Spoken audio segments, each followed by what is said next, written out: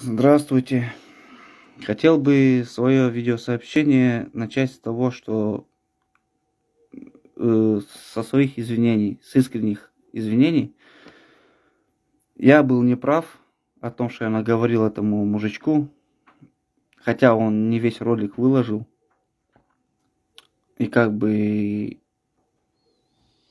моя вина, да, то, что я наговорил много глупостей, много гадостей в адрес своего народа, казахского народа.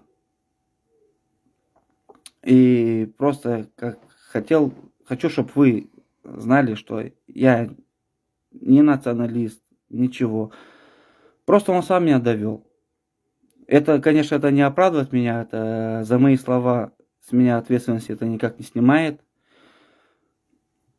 Я очень виноват перед гражданами, перед людьми. И как бы хотел бы свою вину искупить. Как, не то, что искупить, а просто хочу свои принести извинения. Всех, кого я обидел и огорчил, и все тому подобное. Просто это мое первое обращение.